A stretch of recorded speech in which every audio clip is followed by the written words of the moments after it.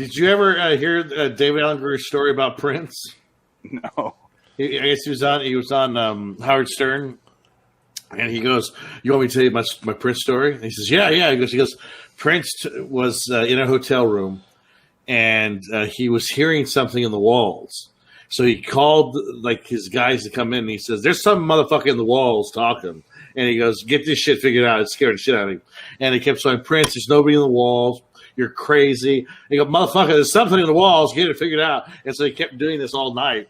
And come to find out, they brought the security out, and they looked in the crawl space, and there was a spot in between the rooms.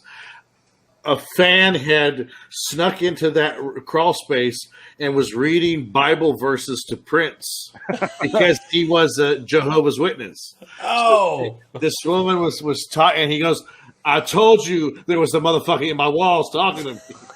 And I guess he said that was his Prince story. It was pretty funny. This is back before you could just record that and be like, "Here, listen to this shit." Yeah. I love Kevin Smith Prince stories. Yeah. I like Kevin Smith stories in general. I've watched his YouTube shit once in a while, and he's pretty entertaining. Him and Mark Bernardin. They got the Fat Man on Batman show. Pretty good. Oh, yeah. He's a punk. It's just Hollywood gossip. Yeah, it's just Hollywood gossip. So sometimes he gets a guy to play Jay on there. Jay Muse. Muse, yeah, he's on there sometimes. They talk about toys. Yeah. He gotta look rough. Yeah, but he explains why. He's trying, man. He's trying. He has a show called what the fuck is it? It's like Jane Silent Bob Get Old or something like that. I forget what it's called. Something like that. They have a podcast, and it's just there so that he can keep Jay Muse off heroin. Wow, yeah. And he tells his sobriety stories, and he gives an update on his sobriety. And I'm like, Kevin Smith has a giant fucking heart. He does, literally and figuratively. Well, it almost killed him, but he's lost weight, so he's all right. He's kind of my inspiration right now, guys. I like if he can fucking get it off and keep it off, then so can I. Well, here's another guy you can look up, Ethan Suplee. I looked him up. Yeah, he is fucking shredded. Like he was. I don't know if he is anymore, but no, he lost about 300, 400 pounds. Another one is Wayne Knight too. He got really weight, and he looks. Hell, even John Goodman dropped some of that fucking weight. So, John Goodman goes up and down like every 10 years. Well, I don't want to be the guy that goes up and down every 10 years. Look at Ethan Suplee. Holy shit! Yeah. Speaking of Kevin Smith, that guy! Holy fuck, that guy! Wow. I mean, he was in Butterfly Effect. Yeah. Gothica. Yeah, Gothica. Yeah. Fucking look at him. Holy shit, that's awesome. In Butterfly Effect. Yeah. There he is from. Fucking Remember the Titans. Yeah. There is no Easter Bunny. Yeah. That's awesome. It's a sailboat. Yeah. That's awesome. The little girl. It's a sailboat, asshole. I don't want to be cut. I just want to be thin and stay thin. A schooner. All right. Let's start talking about recording now for the podcast. I forgot to record the last podcast apparently, but I have the. Thank you, God. I have the YouTube audio. I'll save it. All right. But Worth it. Who wants to do drums? Oh, that's right.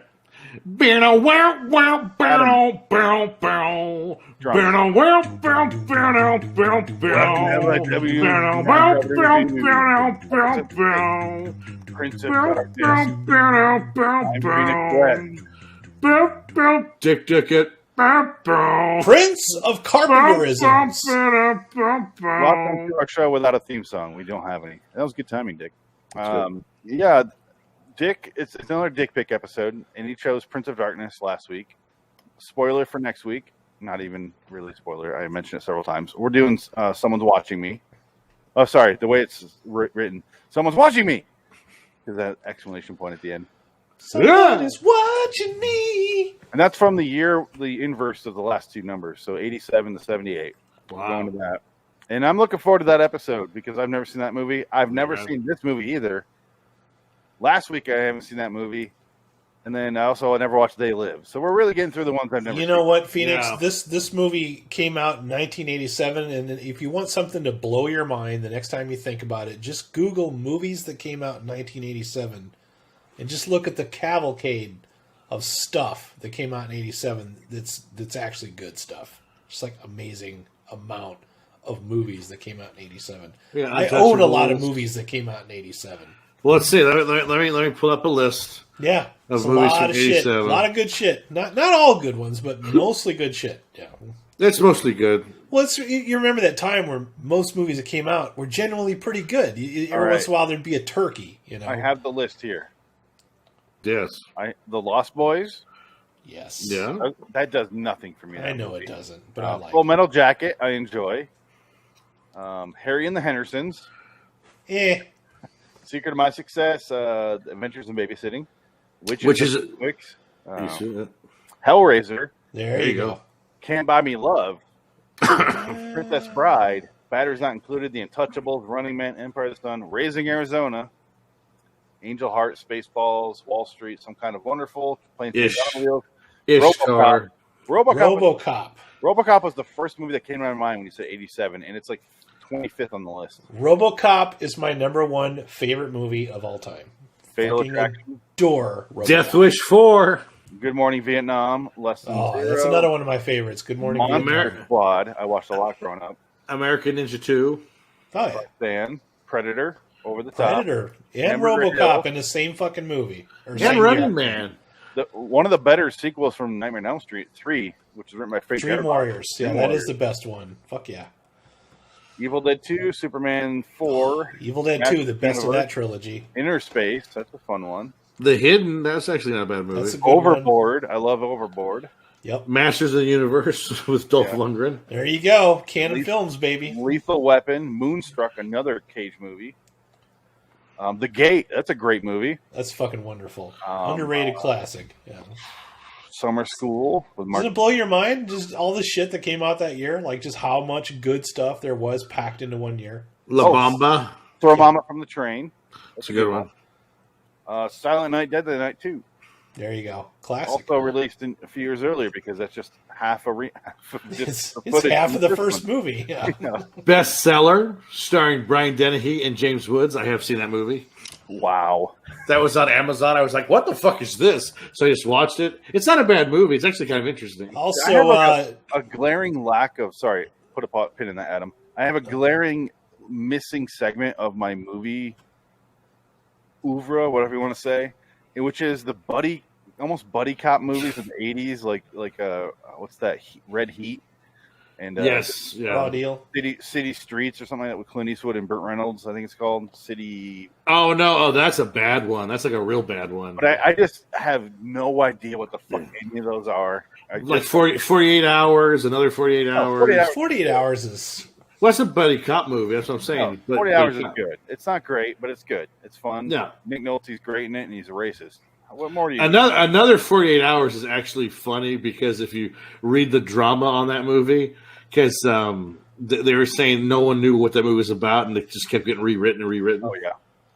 Adam, and it's a mess of a movie. No, I was gonna mention that you don't like Lost Boys. Another movie that came out the exact same year, and the reason why nobody ever remembers it is Near Dark, because it's pretty much the same movie. I think Catherine Bigelow directed that one. Yeah, she did. It's got the entire cast that you would like. I think you would like Near Dark. I would, because I do like. Obviously, I love Bill Paxton. Bill Paxton, Lance Hendrickson, pretty much the entire cast of Aliens is in Near Dark. It's the same concept, except the vampires are nomads, and they go to small towns, eat all of the locals, and when they run out of food, they move on. Oh, it's the Mike Flanagan movie, the Dr. Sleep. No, well, it's more Twilight, but in reverse. Yeah, it's got great effects. It's a good story, a good script, and it got buried because it got compared to Lost Boys, which was the one that everybody fucking went to go see because it was just marketed better. And Near Dark got buried. It's really hard to find that movie. I don't even have a copy of it. Near Dark is on that list of movies with They Live. So I was like, I want to watch this movie. I know I'll love it, but I just don't watch it, and I don't know why. Yep.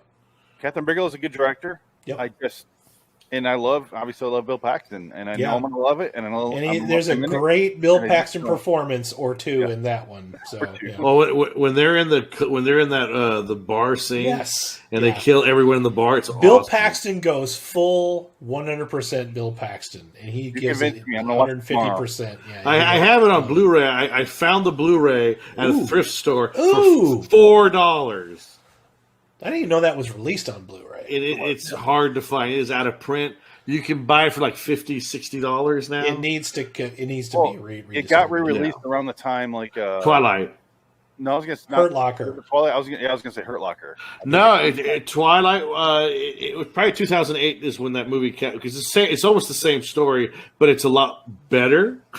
I do have Hurt Locker on Blu-ray because also I'm a big Ministry fan. You were their leader, not the leader of the band, but the fan group, right? Nah, I might have owned a couple of fan groups from time to time, but yeah. I have to salute that flag to the Ministry. There he is. He is. He's fucking loving it. Yeah, that's the got a very bad Twilight knockoff. The Blu-ray cover sucks. They need to change that cover. Hold on, are you kidding me? That's the cover. Yeah, it sucks. It's terrible. I mean, there is the original cover is so much better. There you go. Yeah, that's the good cover. I remember stores as a kid. Yeah, Bill Paxton living it up in that fucking scene right there. But that movie, there is a love story, but it's more like True Romance than. Oh, here's the main one. Twilight. That's the original cover right there. Yeah, that's the original cover. Great. That's way better. Yeah, I want to see this scene. This is the bar scene you're talking about? Oh yeah, that's part of it. Yeah, that's part of it. Tomorrow because I don't want any spoilers. It goes on for a long time. Yep. I know I'm gonna like. Okay, I'm gonna stop. You'll like it. I know I'm gonna like it. Even if you don't like vampires, you'll still like that movie. Today we're talking about a movie that is basically vampires. Prince of Darkness from '87. Dick, you chose this. Explain your reasoning and your relationship with this movie. I think this is what's funny about this movie is this was made as an after effect of Big Trouble in Little China. Yeah. I think poor John Carpenter was in a pissy mood. And he was like, you know what? I want to write a movie that's fucking depressing and awful about humanity. And gory as fuck. And nice gore effects. And fuck. It's kind of gory. There's some gore in there. Pretty gory a little shit, bit. Yeah. It's not the Thing gory, but it's definitely... He was trying to return to horror. There was more gore than I remembered. Because the first time I saw this... I will admit, because I didn't know what to expect, so when I saw it a second time, I knew what to expect. I liked it more. Because I think what threw me off was the character of the guy from Big Trouble in Little China. What's his name? Egg Shen. Victor Wong? No, Victor, the other guy. Not Egg Shen, but the other guy. Walter, the other guy. Yeah. He was, because when I first saw this, he was so over the top and kind of goofy that I was like, I don't know if I like this performance. But watching it again, I kind of accepted it. I was like, okay.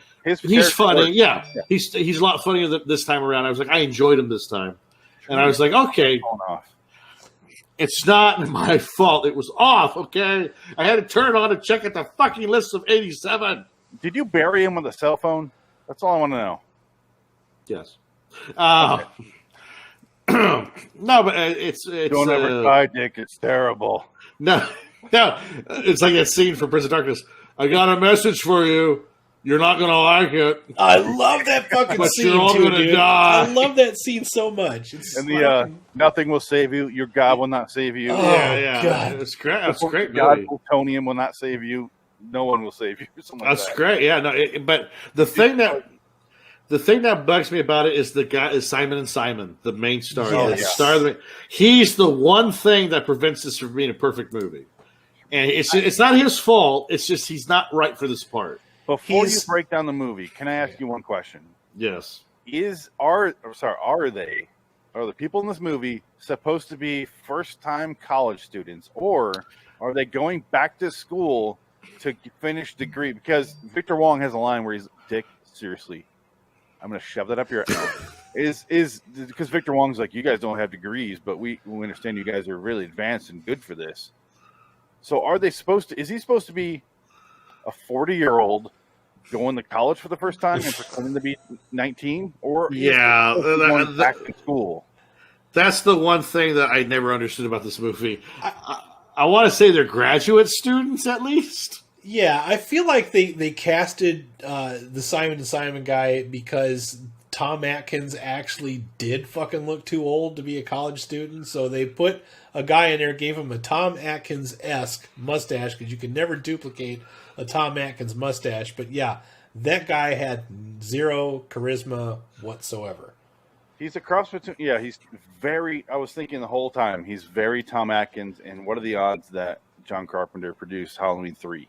You mentioned something funnier earlier, and I want you to bring that back again. That all the scenes of mysteries, we're all Mystery Science Theater fans here. Every scene where it's like, please don't let this be the main guy. Please don't let this be. That's what I say. Yeah. Confess, I have the same fucking. I did too. You Castleton main guy. Castleton snob. This guy sucks. He shows up and he's like, he's the guy. Stares off screen and he has a thick bushy mustache, and I'm like, all right. He comes off as like he's the only one in the movie that thinks he's doing something important. Everybody else is like, we're in a Carpenter movie. Yeah. Relax. I love that his introduction, the scene that they chose to show him, they cut to a college course and it's Victor Wong teaching his class, and it's all about like, don't be too presumptive about things. Some things are out of your fucking element. It's going to be weird. You don't know what's going on. He's good at those kind of lines. But then it shows our main character, and you're just like, I'm like, okay, is he another professor just observing? Like he's part of the board? Yeah. Oh, he's a fucking student. And then they show him in there. I'm like, he's 40. He's literally 40 in this scene. And then his love usually people that go to college that long are doctors, and not biochemists. Granted, she is writing out equations that will boggle your fucking mind, because that one girl is, when she's doing the typing, she's basically rewriting it in math. Like she's rewriting the whole book in math. So it's like, that's kind of fucking intense. She's going to have a master's. Xenolinguistics from Star Trek. He's going to be in school so long, he's going to turn the fucking Chevy Chase from Community. He's going to be a 67-year-old man in college courses. I'm like, this is pathetic, and I just feel sad. Because by the time you get your degree, you're like, old age. And you're dead. Well, in this case, by the time he gets his degree, it's the end of the world. Because they come in 1999. Sorry, continue with the overall premise, Dick. I know we interrupt all the time, but... it's fine. And then it's basically this church, which again, Carpenter tells the story without dialogue. It is basically the opening credits. You get the whole prologue. It's like the first 5 minutes of the movie is what's going on, and even if you don't know what's going on, you understand what's going on. Like, something fucked up is going on, and Donald Pleasance is scared shitless. He's scared shitless, and the point when they're in the hallway later on, and he just backs into a room like, no. Yeah. And he just starts to lose it, and then with the axe. Fuck, we'll get into that. The axe thing is hilarious. But love that. Oh, my God. And then the mirror. Oh, God. It's a great movie. Okay. Yeah. No, but, and then you have, essentially all it is if the devil and everything evil in the world was protoplasma in a jar, and it's just sitting in this church that's been buried in L.A. for like 500 years because it was some Spanish mission that they built over it to protect it, and it's been a secret for 500 years. Who spoke to each other through dreams. Also. Well, it was what was it? It was the Brotherhood of Sleep, or what? That's right. Yeah, it was the Brotherhood of Sleep. Cool name, Brotherhood of Sleep. Was it Sleep? It was Sleep. It was Sleep. Yeah. I'm trying to remember. Or Brotherhood of Dreams or something like that. Something like that, because they all shared the same dream. And it wasn't really a dream. It is a remote transfer of information that's going live at the moment, but they sent it back in time because it's a tachyon. They can go asleep, So they used tachyons, and they actually explained tachyons for a change. Because all the times I've watched Star Trek, I'm like, what the fuck is a tachyon? And then I'd look it up and I'd be like, nope, still don't make any sense. I want to look at, this is a movie I want to watch John Carpenter's commentary, because I was reading about it. Because Dick does the same thing I do, where you watch a movie and you read the IMDb trivia. Yeah. And it mentioned like him going, it's very specific, and I feel like I would bore everybody, so we just kind of did like a cursory thing. And I want to listen to his commentary because it sounds fucking hilarious. He's the thing I like about Carpenter is he's a type of guy that's not afraid to admit when he's being lazy about something or doesn't give a shit. Like he'll just fucking flat out blurt it out. He doesn't care. He's done trying to impress people years ago. He'll let you know. He has nothing left to prove. I just think most of his movies have cult followings now. So I just think it's funny that the 4K version has the same stuff as the Shout Factory. Sometimes they do. I have the same thing with the They Live, and I was actually holding out buying Prince of Darkness because I wanted to get the 4K version of this. Even though I don't feel like anything will be improved by 4K, I still want it. I'm just addicted to 4K. I think the 4K has the same stuff, but it's cheaper. Because the Blu-ray's out of print. That's why I was like, "Oh, I gotta buy the 4K." Yeah. So they re-release it so that because they see that because that's why I didn't buy Prince of Darkness for the longest time, because how we were talking about how Blu-rays when they go out of print they'll go up like $50, $60. Oh yeah. I'm not paying $60 for Prince of Darkness. Come on. Yeah, that's the Shout Factory shit. Yeah. Yeah. So the Shout Factory makes good products, but I will usually wait for a re-release that's more affordable before I'll jump on something like that. For the longest time, this movie was like packaged with vampires. So I always thought that for the longest time, this is a confession, as big of a John Carpenter fan as I've always been, I didn't watch this movie until I was older, and I thought that this movie was a sequel to Vampires because it was like on a two-part,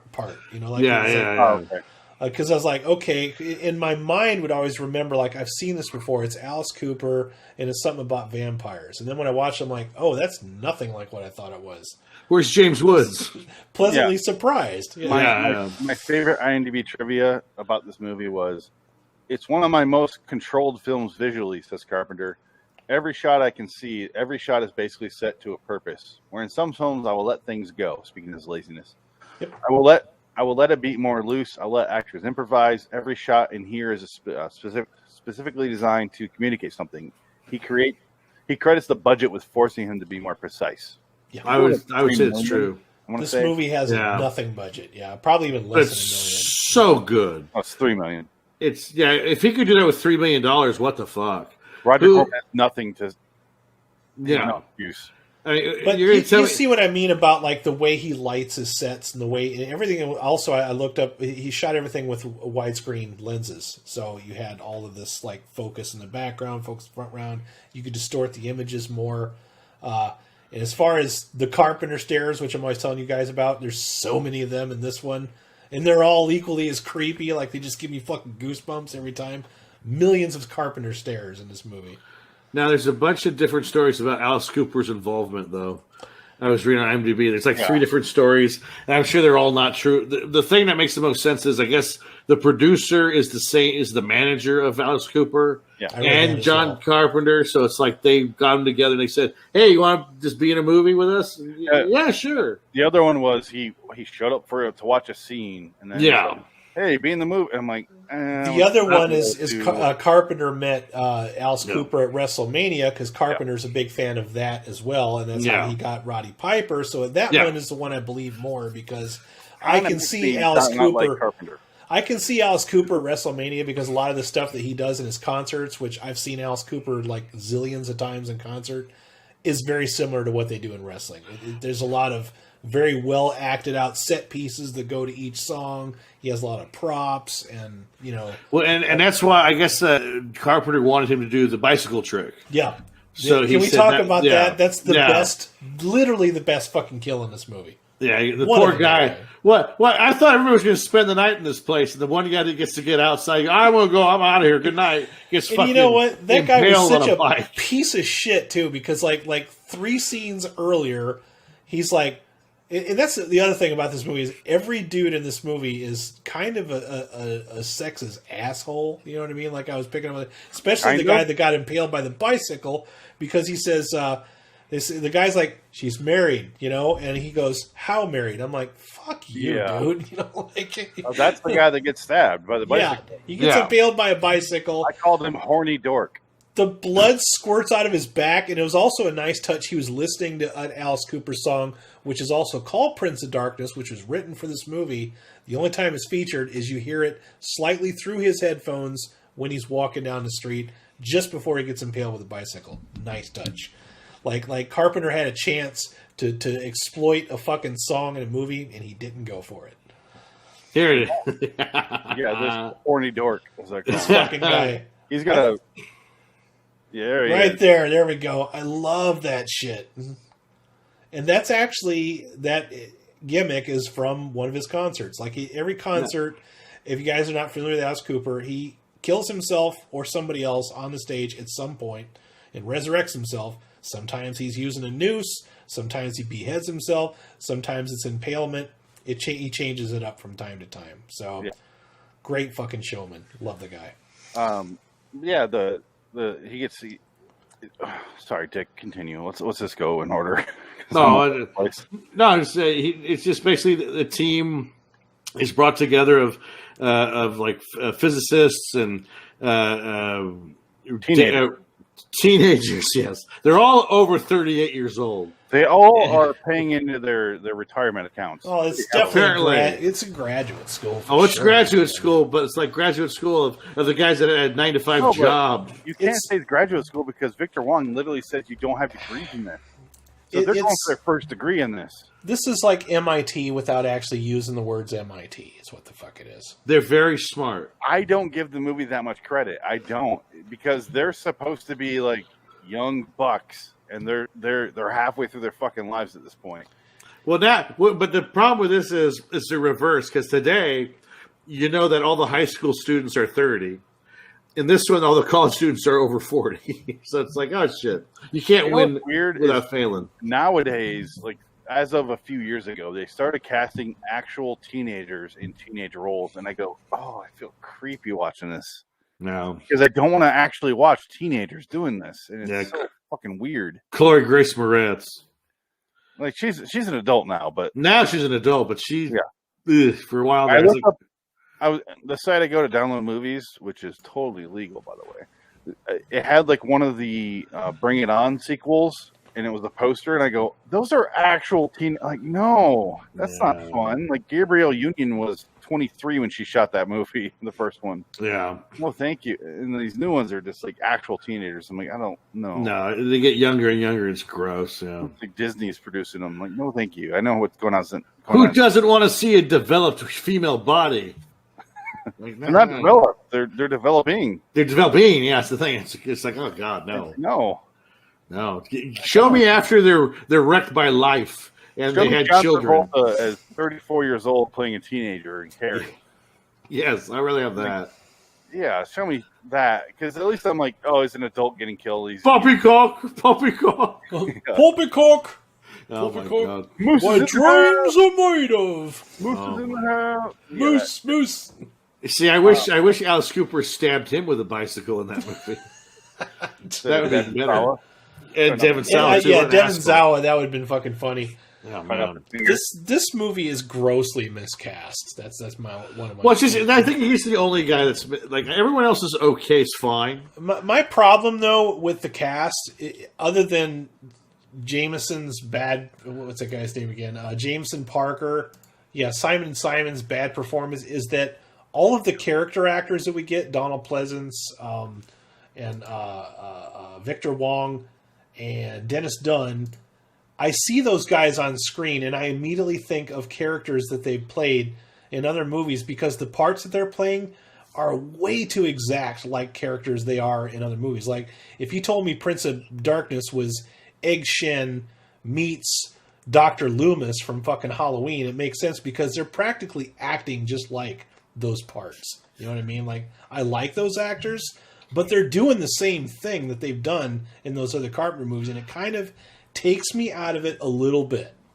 Well, I think that's what makes it kind of funny, though, is Donald Pleasance. It's pure evil, right? Again? Yeah, this is pure evil again. It's like that's why I have this as my main avatar, because it is his character from Puma Man. He can't say Puma Man. Puma Man. They keep on Puma Man. Oh, that movie's a wonder of joy. That's because of casting. One is Jameson Parker, Simon. He couldn't understand the fact that there's other actors on screen with him. He's used to playing a green screen where he has to talk to himself with a mustache. Simon. And every single actor in this movie is the most forgettable fucking person I've ever seen in my life. That's my other problem is everybody that's not Donald Pleasance and Victor Wong is sleepwalking through this. Well, do you think that's on purpose, though? I don't. No, I don't think it should be because this is about people that matter. People.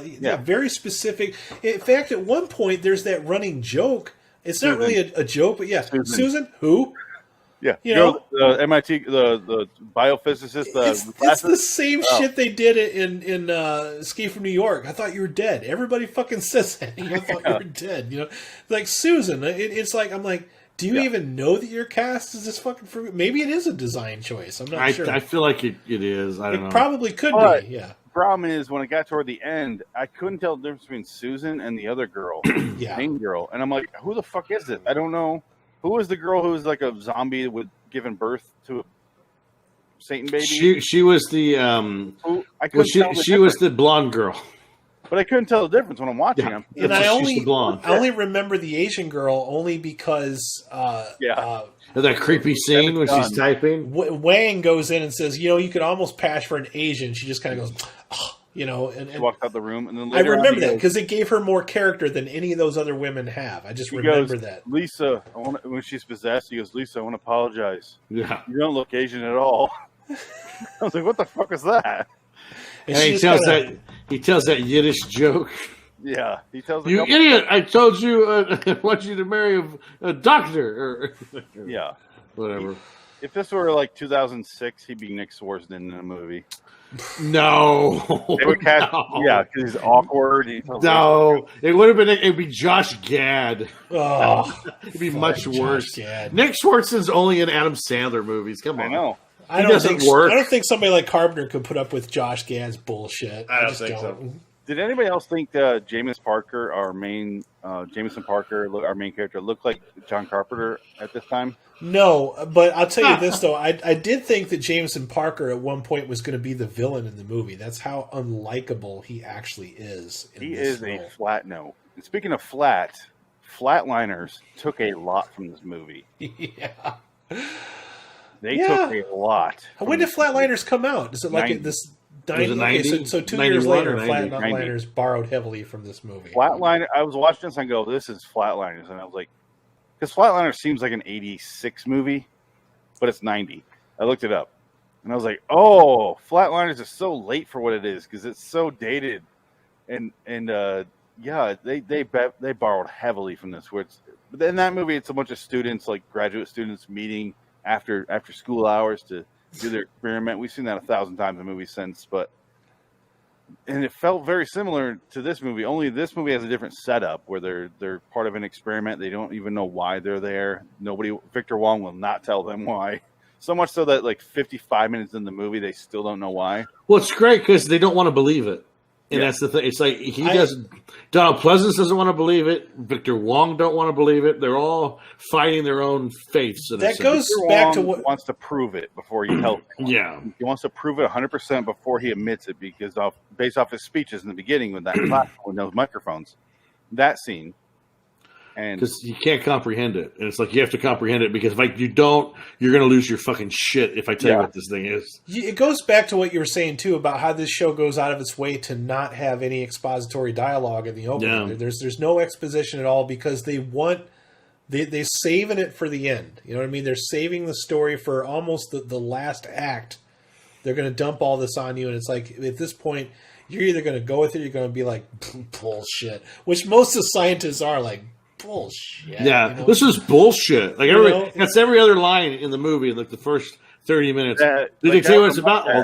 The guy that works for Dennis Dunn, that's like he's hanging out in the doorway most of the time. Like, this is bull crap. They're a bunch of buttholes. He talks like that because he's totally a biologist. The guy that gets his neck snapped by. Susan. That was another good scene. I like that one too. But there's a lot of really unsettling, creepy shit. How do you guys feel about the whole idea, the concept of just taking good and evil and reducing it to like a molecular concept? Oh, I love that. That's what You I love either go about with it or you think it's the stupidest shit you ever heard. No, Most that's what I love ever about heard. it. The reason That's I'm what I asking love you it. guys is I've been in a lot of horror groups and the fucking Yeah. social media, and they're a very fickle bunch, and people either love or hate this movie. There's no in between. The people that hate this movie, they hate the concept of it. Well, if I could, I'm going to give my score for the movie right now. And you say it's one or the other. I gave it a 6. It's okay. I didn't love it. I didn't hate it. I thought it was okay. Six in my book is where I start to like it. There's stuff I really enjoyed in this movie, but overall I found it kind of boring and stupid. But I didn't hate it. I would definitely rewatch it again. And I thought I'll probably get more out of it in a rewatch. But, I think so, because I felt the same way the first time I saw it. Yeah, but this, I felt the same way with In the Mouth of Dark or In the Mouth of Madness, and I really enjoy that movie every time. We talked about that, Dick, in the first episode. Yeah. The more I watch it, the more I love it. This one came out I'll give it another after. chance. Yeah, Mouth of Madness came out after this one, but both of those movies, Mouth of Madness and this one, are movies that do need to be rewatched because you don't necessarily pick up on it the first time. This movie throws a lot of shit at you in the last act, like just throws it at you, beats you on the fucking head with it. That's kind of a problem for me, though. Is nothing fucking happens except this girl gets sprayed in the face by some demon jizz. And then Literally she walks around and snaps people's necks, and I don't even think we see what happens to Lisa, do we? She's just suddenly on a computer typing like, "You will not be saved." No, what happens she's is laying down. Or she crawls up on top of her, like you Yeah. think like, oh, this is going to get fucking weird, and then she crawls up on top of her while she's in bed and shoots that jizz shit into her mouth. Okay, yeah. So, 'Cause I feel like the illusion there is that she's a lesbian. Okay. Because I was she picking up on that. Yeah, she rejected Big Trouble in Little China's advances, and as soon as this chick's on her, she's like the first thing she says is "Hi." she Like didn't doesn't- push her away. doesn't She just She laid doesn't there fight like it, yeah. she's surprised, and she didn't push her away. At any point did she resist, and Yeah. I think the demon picked up on that and exploited it, and used Yeah. it to. and then she jizzes in her mouth. If I stayed That's how over these. if I stayed over at Dick's house and we're just like hanging out watching movies, and then we go to sleep, and I'm on the couch, and he walks out of his bedroom at 3 a.m. and will climb on top of me, I'm not going, hey guy. Yeah, I'm going, what the fuck, dude?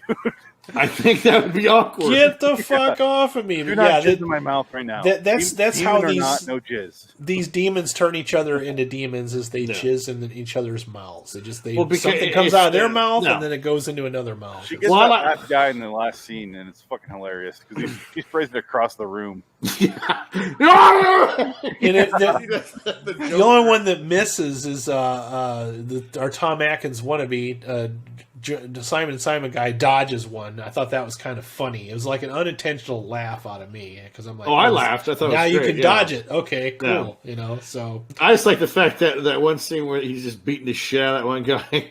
The other white guy got spit on, and he just doesn't really do anything. no. The scene that was funny was when sorry, I'm terrible with names. Dennis Dunn is trapped in the closet. Yes, And he starts seeing Get what's it? happening with the actual Prince of Darkness, and he freaks out. And I swear to God, I rewound it a couple of times. At some point, he says, "I don't want to die, and I'm gay." I swear to God, he said he was gay. Right? No. Because it would make sense, because through the whole movie, he's constantly trying to push up on everybody and show his dominance over everybody and everything. He has a line where they go, "Where are you?" He goes, "You wouldn't believe me." I'm like, You're in the next is room? that a gay joke? And then Yeah. And at some point, Well, it's that's like the biggest fucking closet I've ever seen. If he that's a said something. It's like, my doctor said it was his homosexual tendencies or something like, or you know. did. Yeah, he did said say that. So- I remember that. Yeah, he did say that. So yeah. if he said in the closet that he was gay, like, it's funny, he's literally in the fucking closet, and he says he's gay while he's in the closet.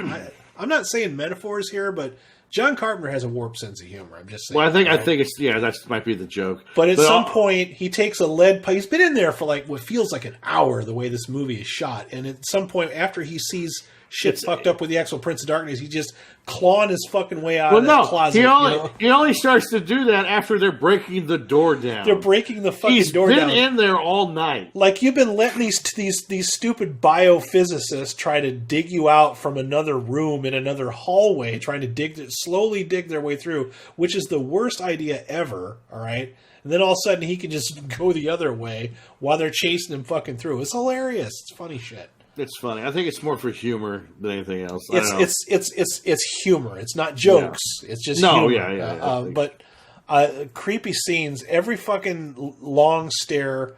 The first time the lady encounters Donna Pleasance and that voice is lower, just an octave lower. Thanks for opening the church. And she's got a cup full of worms. That shit gave me goosebumps. Okay. Right? Oh. Even though I didn't know what the fuck was going on, it lets you know that something otherworldly is going on here. Yeah. And I'm going to mention this. And Dick, you watched this with me for the first time. Let me pull it up, see if I can find it. Do you remember the scene from Shaun of the Dead when he's on the bus and he's looking out the window and he sees the homeless guy and he pulls a bird in his mouth? Yeah. Now I get the reference because it's literally them doing this because he looks over at the homeless guy and he's just sitting there weird. Yeah. Like Donald Pleasance is just like, the fuck?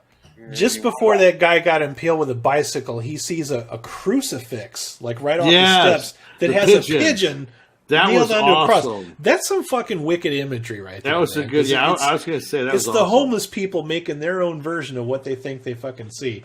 If I could, here's some Tom Atkins stuff that we did on the third B-movie battle. Oh, there's no sound. Is that Michael? God damn it. Now he's asking. Now. So it's from Halloween 3 where he just fucked this girl, and then after fucking he goes... Now he's asking. 3 times he went in there, and now you're going to ask. A little late now. You already fucked her. It doesn't matter. This shit's already over. Is that Michael? The saying is, once you come in there twice, you're good. Kill her. Oh, that was it. Oh my god! I remember watching that video, that one that you guys did, that one that right there. But it reminded me of that one we were watching. We do on the other Twilight Zone show. There's that part where that guy, like, he says, "I'm so glad that you're seeing a psychiatrist. Let's fuck. Let's get nasty now." It's like, this is not. Where was that? What was that from? That was from that fucking terrible Twilight Zone that we reviewed on another show. Yeah. Oh, what? I thought that was a direct quote from the movie. No, not this one. And I was like, I missed that, but now that I know it's but you know what? It ties into this though, because Simon and the girl in this movie, the hero who turns out to be the hero of our movie, have no chemistry at all whatsoever. In fact, their relationship made me feel dirty. He asked her out by being really sexist, and she's like, "No, go fuck." And then makes a joke about it. And he goes, "Wait, let me backtrack. That didn't go the way I wanted to. I wanted to fuck you." This is what I was thinking. I'm like, "Come over and let's fuck." And she goes, "All right." This is supposed to end with us fucking, and I screwed up. Let me have a do-over. And then he says, "What man ruined you, you fucking whore?" He quotes a different movie. Oh. But he does a thing where he's reading the Choose Your Own Adventure novel, and he kept his thumb on the previous page. He goes, "Wait, that didn't count. I didn't want it to go that way. Let's do it this way. Let's see where this goes." It almost reminded me of Bill Murray from Groundhog Day. Okay, no ice cream and definitely not French poetry. Sweet vermouth with a twist, please. Sweet vermouth with a twist. Yeah, I just want to say a prayer to world peace. Yep. Amen. Amen. That's funny shit. A perfect movie. That is a perfect movie. Yeah. That's one of them. He's also this one, however, the perfect movie. Ghostbusters, perfect movie. Groundhog Day, perfect movie. Shawshank's a perfect movie. Seven's a perfect movie.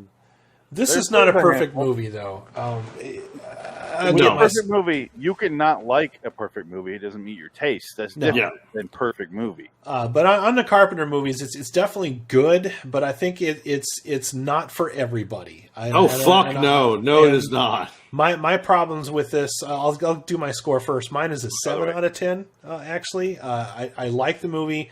Part of it is the Carpenter fanboy in me, because there's a lot of shots in this movie that I really enjoy. Shots of people staring, the lighting, the way it looks, the wide lens, his music, his synth music, which was more prominent in this movie than I thought it would be. He wasn't Mickey Mousing it.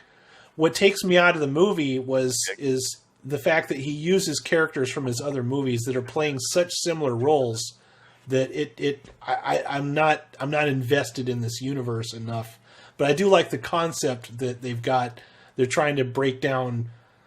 They're trying to blend religion, physical science, and cosmic horror all together at the same time. That shit is interesting. So many thoughts on what you just said right there. Okay, if I could, I'm not going to debate your rating. That's perfect. That works for you. 7 out of 10. Yeah, no argument there. I just want to say cosmic horror. I don't like that. We talked about this. That's why I knew you would probably give this. You actually gave it a little higher. That's why I like cosmic horror. I do too. I don't. I know why. Yeah. You know what's funny is because you guys told me it's H.P. Lovecraft. Adam, you said that a couple weeks ago, and I'm watching today, and I wasn't thinking that at all. I was watching. Well, I wasn't thinking about that, and I'm going. I guess I shouldn't have said Lovecraft. I should have said cosmic horror. But he's pretty much wrote the book on that shit. You know what I mean? When they talk about like gods before life on Earth, right? And that's cosmic shit, and that's just. But again, I'm a it's big subjective, fan. Though the concept of something is older than your entire existence. I like that shit. Yeah, and something that is so incomprehensible that the existential your brain can't dread process stuff. It. Yeah. Yes, that you can't good. deal with existential dread. I just go, I don't care. Then I'll just die. That's Perfect. How I feel as an audience viewer, going, what am I going to do here? Oh, you're it's not so much about can you solve the problem. I think that's the point. Problem. That the point of it is that you're fucked. In your infinite wisdom is you're nothing. A fly speck compared to what you think. Yeah. It's the fear of. Yeah. When I watch movies and I realize, it doesn't fucking matter what this character does, like The Ring, I'm out of it. Yeah. I go, I don't care then because they cannot possibly win. So who gives a shit? Well, she did because she made a copy. You made a copy? In The Ring. Remember? That's how they beat it. They made a copy and gave it to somebody. They have to sacrifice someone else. Yeah.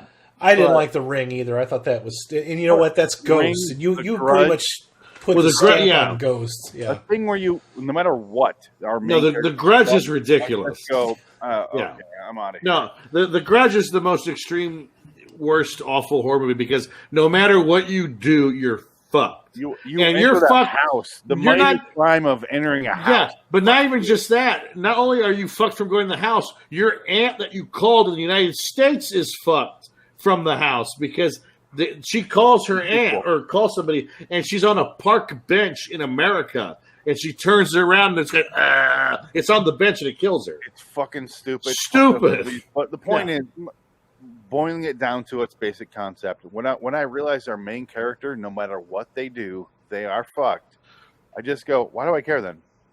Well, that's the thing. Why do I care? That's just that boils it down. That's what it is. It's not for everybody, but I mean, Alien is the same concept. I mean, you have a monster that, yes, it is. It is. It doesn't matter. The point is, she has to escape. She cannot kill it. And she's in her panties at the end. The only thing she can do is release it to where it won't come back and kill it. They never really kill the alien. Right. They just throw it out into the fucking space. But you realize that is an option to getting it out of your life and saving yourself. In The Grudge and in this, there's just fucking nothing. Okay, well this one here, and I know you're not arguing with my score, but this one does actually have an ending. Like most Carpenter endings, especially when he's dealing with his cosmic horror stuff, which I know you love. All right. It's an ambiguous ending. How do you guys think that the ending actually took place? Did they save the world, or were they just prolonging the inevitable and changing the timeline? Well, going off what I read on IMDb, and basically this evil's supposed to come back, and that was their plan. They got rid of it millions of years ago so that they can postpone it until we had the technology to defeat it, and that was the point of this movie. They had the technology to defeat it, and it's gone. That's... Again, boiling it down to what I read. They don't use the technology to defeat it, though. Somebody sacrifices themselves. Yes, but I read that as, I read that as they got rid of it. That's just how I saw it. And this is actually, we're talking about Ridley Scott hating God. This is the first movie that sets up Prometheus by saying Jesus was an alien. And yet this one is so much better than Prometheus. Exactly. So much more subtle. Yeah. You're not, are you a Prometheus guy? I don't mind Prometheus. Oh, Prometheus is terrible. Boo. Prometheus blows. I don't like the Alien movies that much. So No, I like Alien 1 and Alien 2. That's it. That's it. After Yeah. the second one, you never need to make another enjoy one. Aliens because again, you got Bill Paxton, and Yeah. I watched it. And I'm going, I miss Alien, where it's a horror movie. So you don't like the action movie, you like the horror movie. See, I like both. I always say I'm not an action movie guy.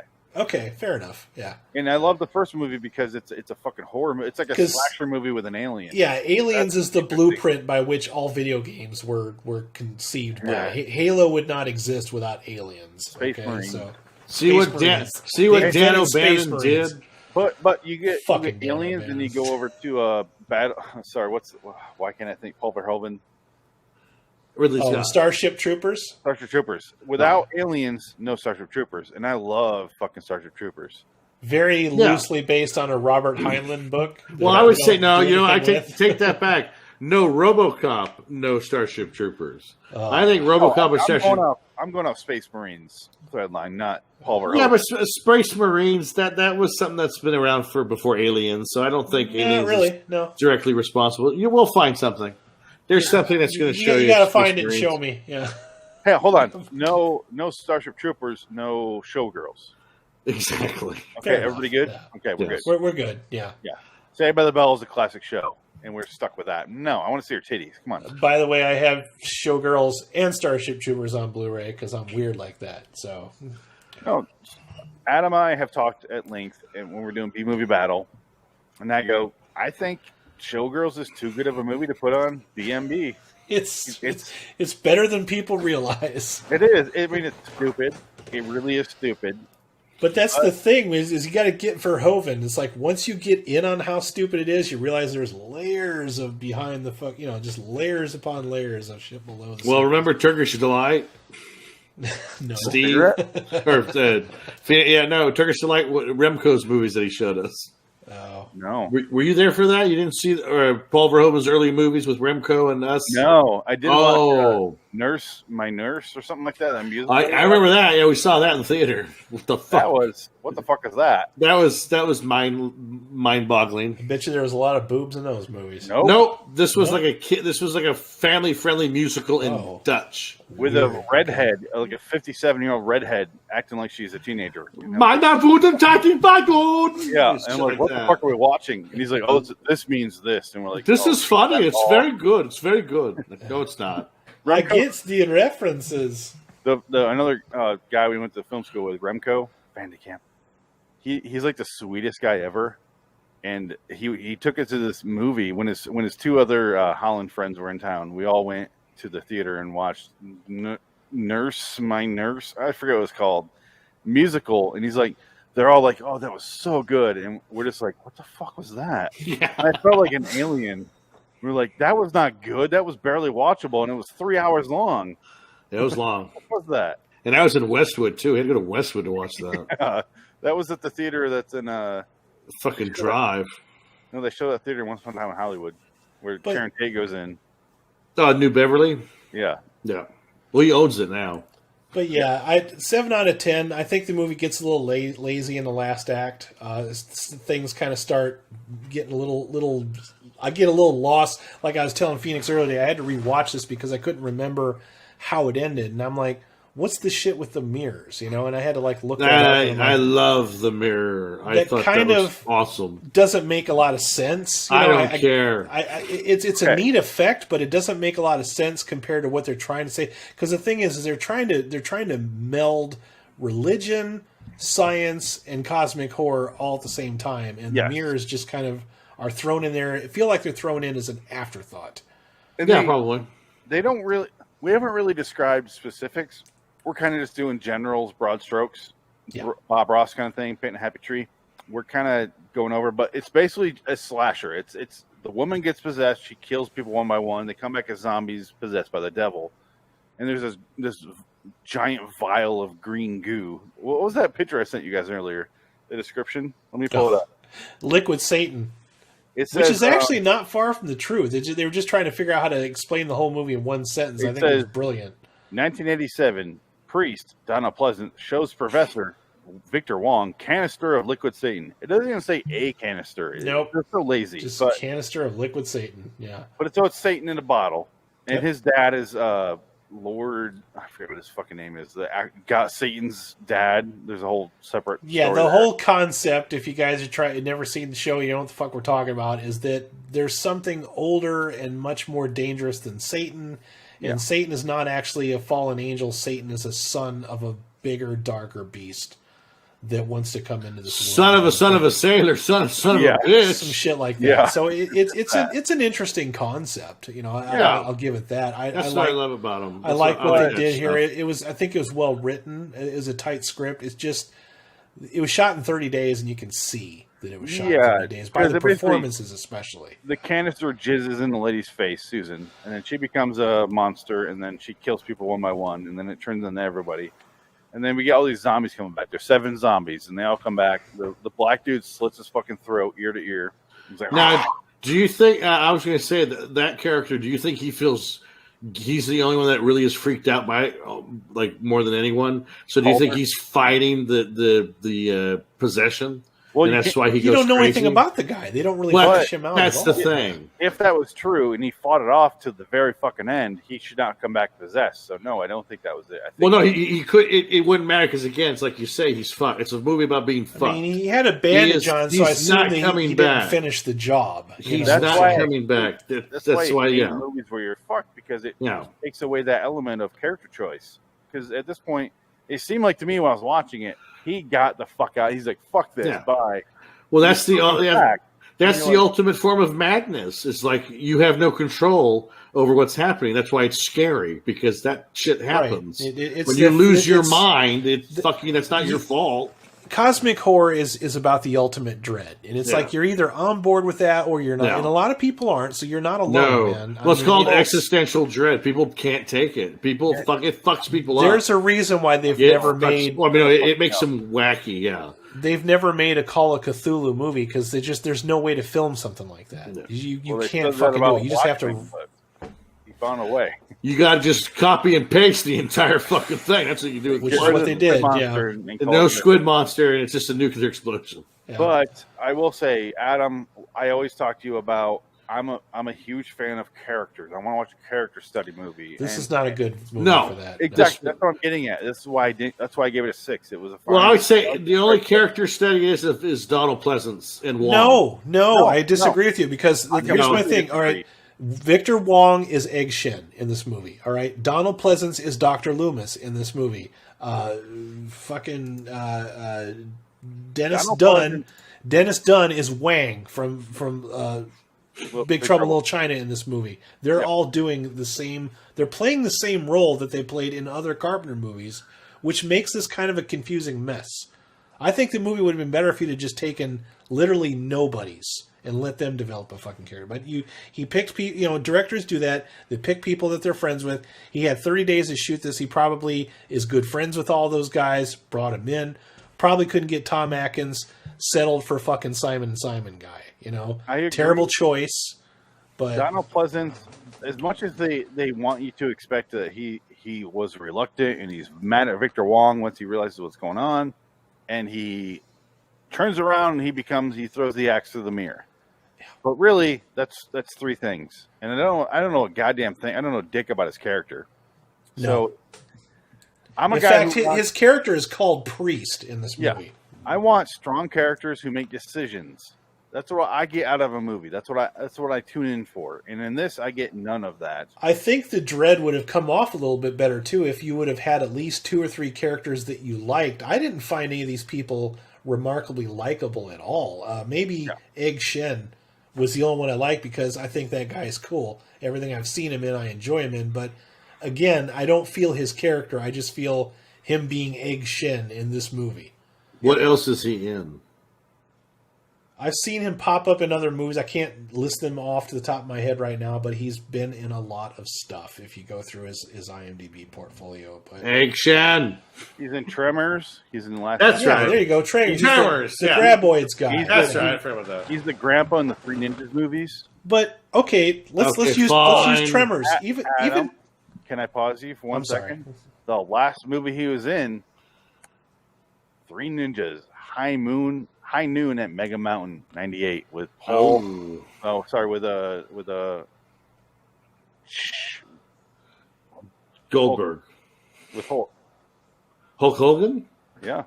Oh, wow. Do you not know the third? How do you not know this? Come on. It's only the best Three Ninjas movie. High Noon at Mega Mountain. Yeah. Oh, my God. Look at that. He's got his no mustache. Ooh, he looks like he looks like Ted Danson. I remember this on VHS. He looks like a porno star. Jim Varney? Anyway. Why haven't I seen that? What I was going to say is, okay, let's use Tremors for an example. There's a movie that's full of fantastically well-developed characters. That's also a movie about aliens that we know nothing about. But when stuff happens to those characters, you feel something because you know something about them. You have a point with this one being when something happens to one of the characters, like, well, there goes, I mean, they're even joking about it within the movie itself. Susan who? Who's Susan? Oh, the girl with the glasses.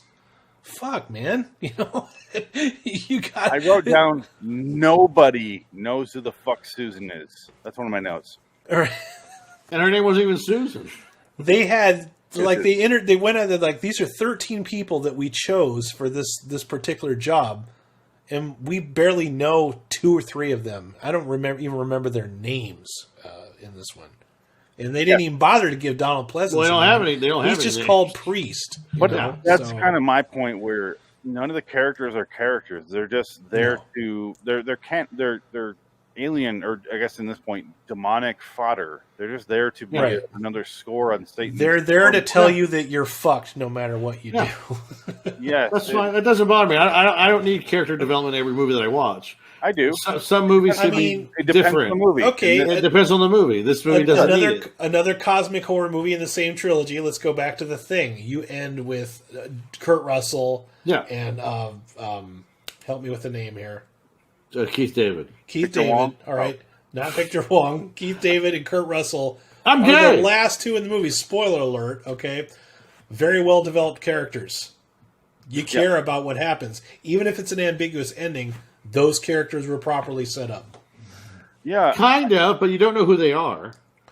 It's just, I think, because of their personality. Well, that's the just actor. it. None of these characters. Nobody has were personality. Given in a this personality, movie. no. Well, no, they don't. In fact, But I Kurt found Russell, a lot of them to be extremely unlikable. You don't know Kurt Russell's background and story at all in the thing. He's kind of ambiguous. We don't know anything about him. When I say characters, I don't mean I want to know what the fuck where they came from. I just mean I want them to have an informed personality. You want to have personality, yeah. I want a personality that goes, I want to do this in this plot. This is what we need to do, a plan. Sure. This movie has 0 of that. You guys remember the Red Letter Media video where they said they asked it's all friends of theirs we know now, but they're interviewing people like, do you remember?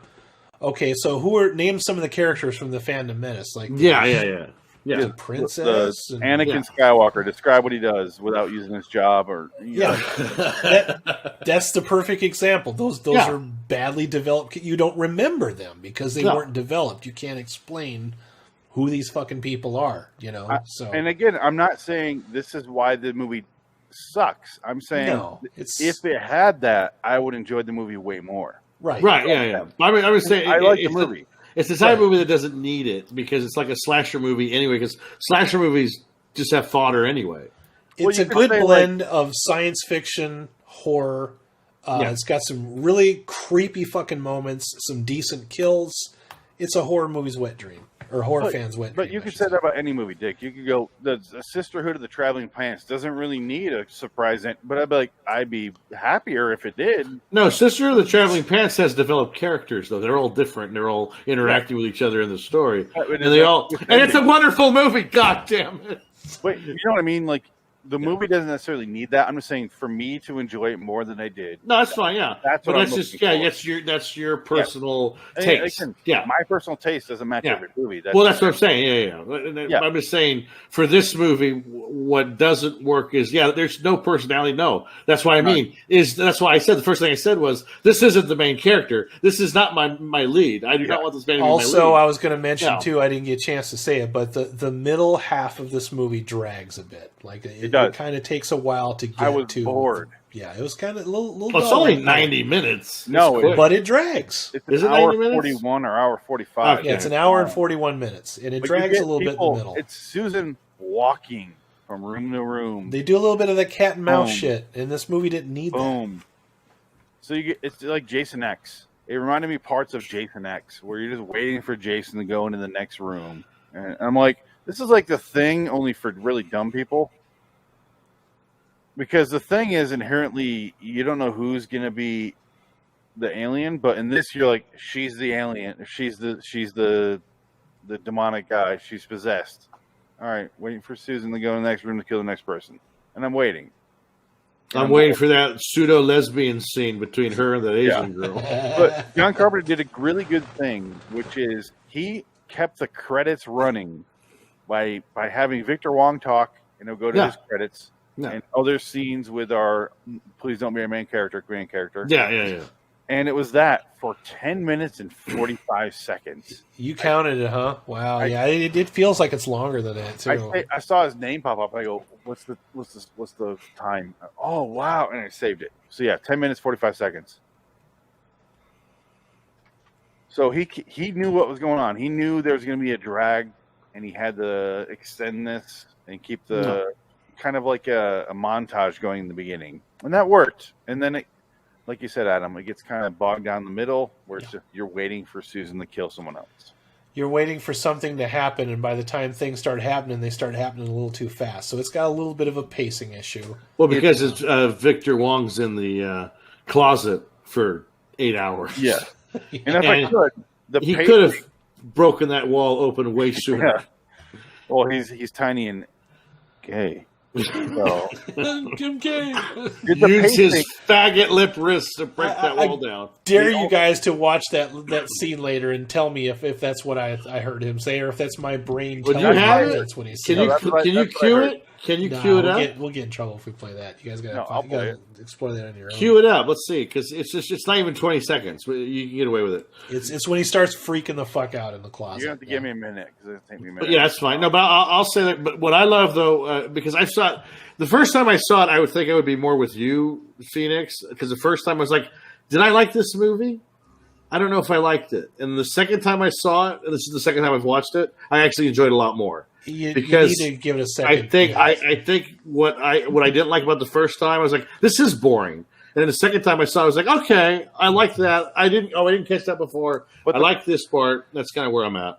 Part of the problem with that is that only ever plays with movies where the ending is lackluster.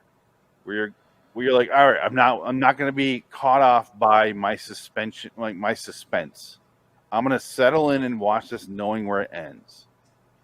So I really can see myself liking this better on subsequent viewings. Because I like the ending. I think the ending's fine. The ending's good. But I'm not like, holy shit.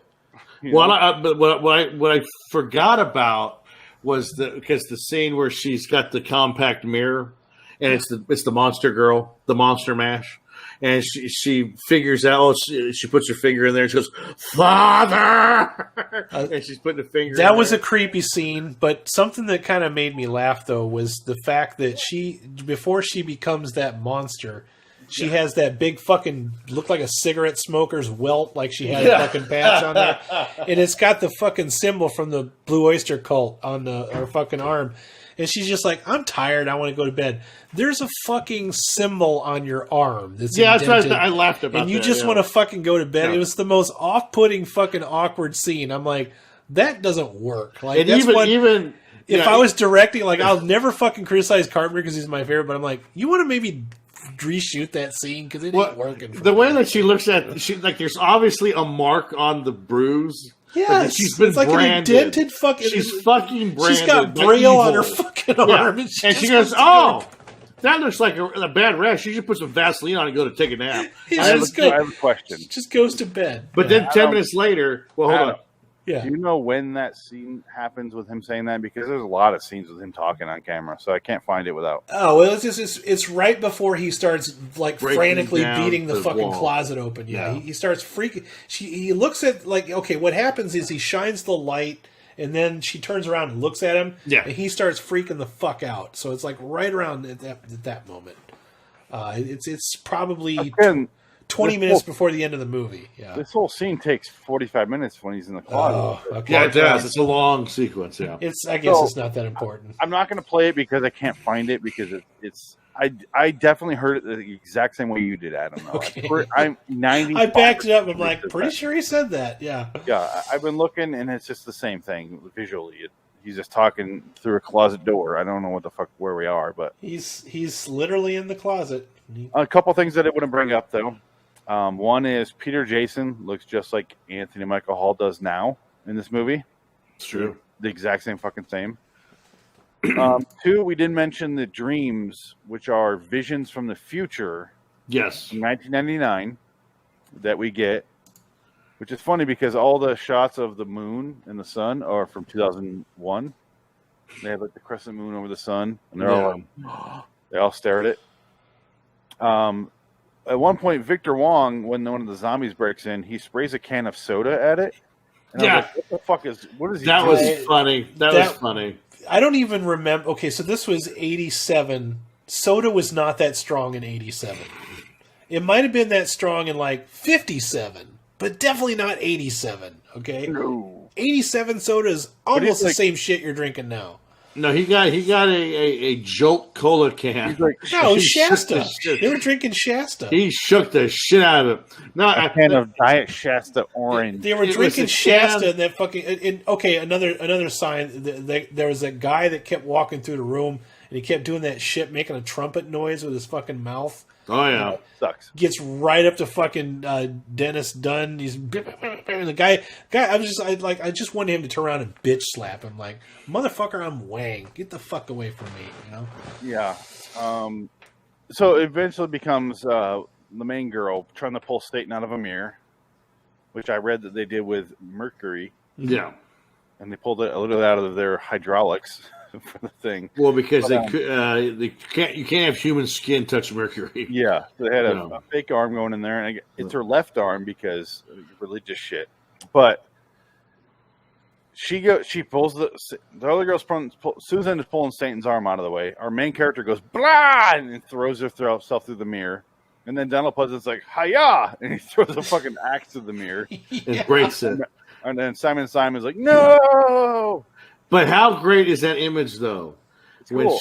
When she goes through the mirror and she's reaching back for the mirror and she's screaming, like, what a fucking horrifying image that is. A cool image, but would have had more impact. Again, if I cared about the bitch. There you go. Yeah, If no, you'd no, have it's known fine. anything about those characters, I don't even Yeah. fucking remember her name at this point. I don't think she has a name. I own the movie and I don't remember her name. I think her name is Fuck Bitch. That's her Catherine. name. It's Fuck Lisa bitch. Blount, Catherine. Why are you such a cold fish, you fuck bitch? That's It what is he funny. says. I remember That's the Susan's name dialogue. because every character is like, who's Susan? Who's Susan? I remember that. But That guy. she goes, the mirror gets, the mirror breaks. She's stuck there. We don't ever find out what happens. It cuts a year, later. Our main character, who's please don't be our main character, wakes up and he's like having a nightmare that she's next to him. He's like, oh, he just stares. Well, no, he has the second dream. The dream is her at the door coming in to wreak havoc on the world. And it just It's ends. her. Yeah. Before it was a man. It's the monster demon. And then the next time you see the last shot of the movie is him with the dream, and it's her at the doorway coming through. Well, could I ask a major question? Yes. The Freddy Krueger pregnant lady, Yes. the baby comes out. Well, she becomes the baby. Yeah, the stuff that's in her stomach is actually the liquid. Yeah. This is where you lose me. But why? Because they couldn't afford to have a demon baby come out of her vagina. But so I was thinking, is this saved or is the demon baby going to come back? He actually says it at one point because I remember I had told you I had to rewind it, and I No, rewinded it a because little bit too far. she's the host for the liquid. Yeah, And that's what they say. because they says the liquid's gone now, and her skin is transforming as a She is result of it. because the liquid is this liquid becomes fully formed, absorbing a host, and that's what that is. Yeah, in this particular movie, the liquid goes into the body. Yeah. Yeah. That's why when she gets up, she goes, "Father," Yeah. because she's And then we have Simon after his nightmare. He walks up to a mirror and he's like, we get the Inception ending where we're just about to touch and it cuts. Well, no, I think there's maybe this is a Mandela effect.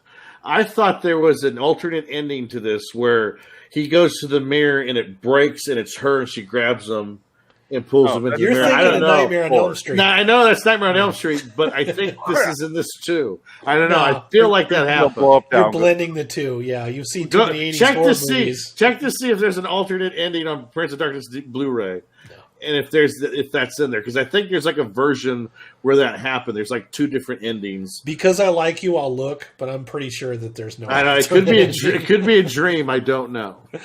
Let me ask you guys this: how do you think this would fare? Since this is not necessarily a character-driven story, if you trimmed out all the fat and you made this a Twilight Zone episode?